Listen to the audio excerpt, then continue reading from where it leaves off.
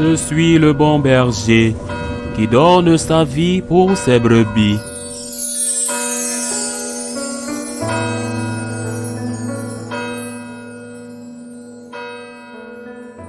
En ce temps-là, comme certains disciples de Jésus parlaient du temple, des belles pierres et des ex-voto qui le décoraient, Jésus leur déclara: « Ce que vous contemplez, des jours viendront où il n'en restera pas pierre sur pierre. Tout sera détruit. » Ils lui demandèrent: « Maître, quand cela arrivera-t-il?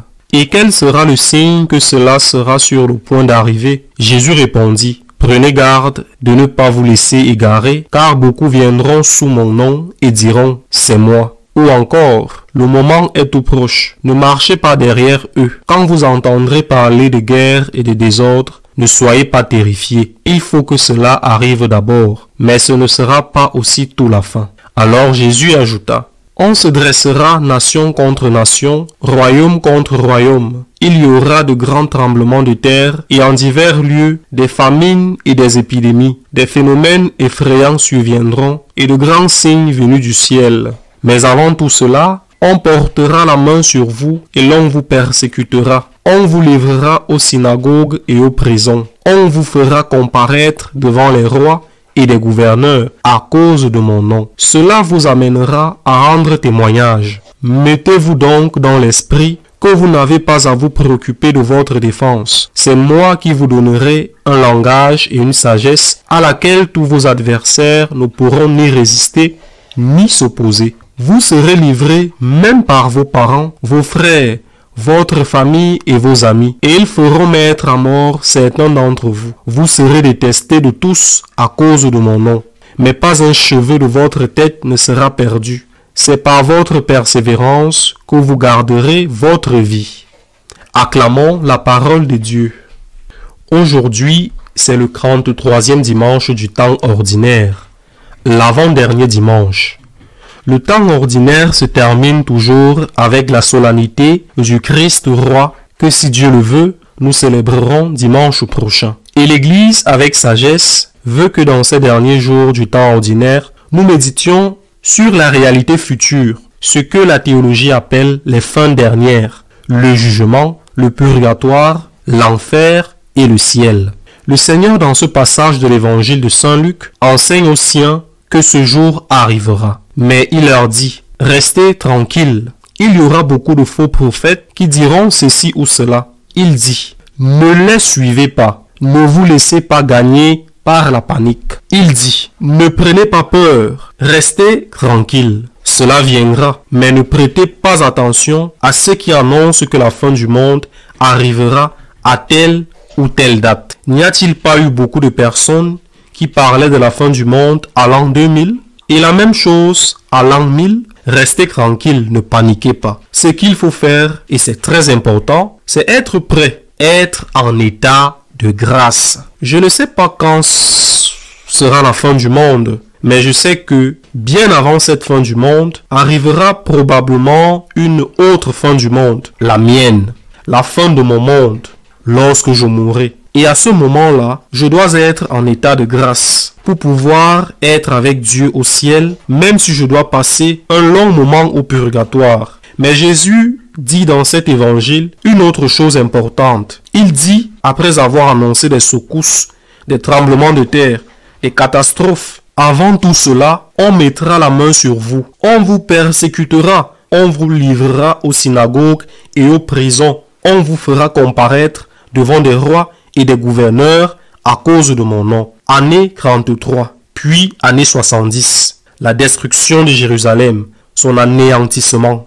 Mais avant cela, année 63, 64, 65, la première grande persécution de la part des Romains, la persécution de Néron. Et que dit Jésus? Restez tranquilles, je vous donnerai la sagesse. L'Esprit Saint viendra vous aider pour que vous puissiez rendre témoignage. Restez tranquilles, car cette persécution sera pour vous l'occasion de rendre témoignage de moi, dit Jésus. Témoignage de moi comme votre Rédempteur, témoignage de votre foi en la vie éternelle. Et c'est cela qui convaincra, car quelqu'un qui accepte d'être livré au tourment par amour pour un homme qu'il n'a jamais rencontré, parce qu'il est mort des années auparavant, prouve qu'il est absolument convaincu non seulement de la divinité de Jésus, mais aussi de l'existence de cette vie éternelle en laquelle nous croyons parce que le Christ est ressuscité. Et il ajoute que cette persécution ne viendra pas seulement de l'extérieur, mais aussi au sein même de la famille.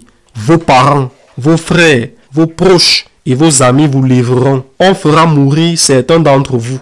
Vous serez haïs de tous à cause de mon nom. Cette semaine, je lisais un article qui m'a paru éclairant. Il disait: une église que le monde n'haït pas est suspecte de ne pas être la véritable église. Car si le Christ a été haï, si le Christ a été crucifié, si le Christ dit « Vous serez haïs à cause de mon nom » et que nous sommes applaudis et soutenus par le monde, n'est-ce pas parce que nous ne sommes plus la lumière qui brille dans les ténèbres, le levain dans la pâte, le sel qui donne saveur? Peut-on être d'accord avec un monde qui est contre Dieu? Un monde qui est contre Dieu peut parfois avoir des idées justes, oui. Mais quand il s'oppose à Dieu, pouvons-nous être d'accord avec lui?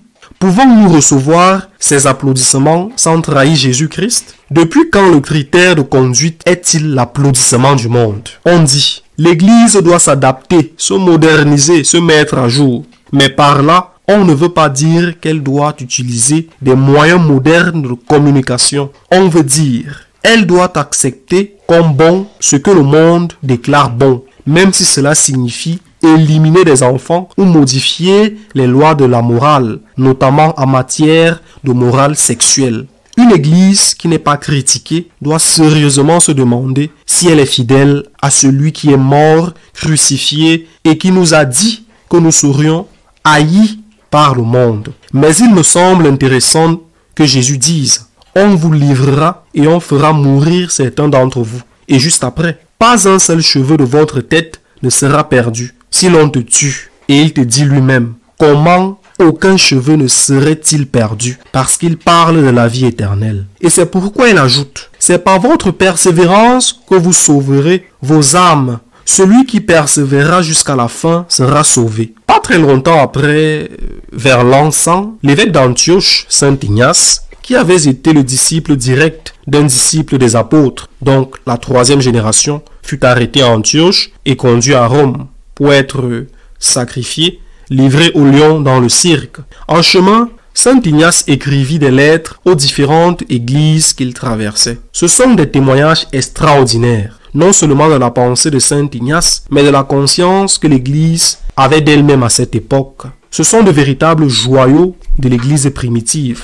Dans l'une de ses lettres, adressées aux Romains avant son arrivée, il avait appris que, influents comme ils étaient, ils tentaient d'intervenir pour lui sauver la vie. Saint Ignace écrit alors: « Je suis le froment du Christ, et je dois être broyé par les dents des bêtes. » Quelle parole! Quelle merveille, n'est-ce pas? Merveille dans le sens d'extraordinaire. Quel amour incroyable. Un vieillard qui va être livré au lion et qui pouvait être sauvé, écrit pour supplier qu'on ne cherche pas à l'épargner. Je suis le froment du Christ et je dois être broyé par les dents des bêtes. Pourquoi faire? Pour souffrir? Non, pour être sauvé. Par votre persévérance dans la vie quotidienne, dans la croix de chaque jour, dans la vie de famille, dans le travail, dans l'honnêteté, mais aussi face aux critiques, aux moqueries, aux persécutions. Et si cela arrive, face aux martyrs, vous collaborerez au salut que le Christ vous offre. Je suis le froment du Christ, je dois être broyé. Et je sais qu'avec ma persévérance, uni au Seigneur, essayant de vivre toujours en état de grâce, je laisserai mon Sauveur me sauver. Ainsi soit-il.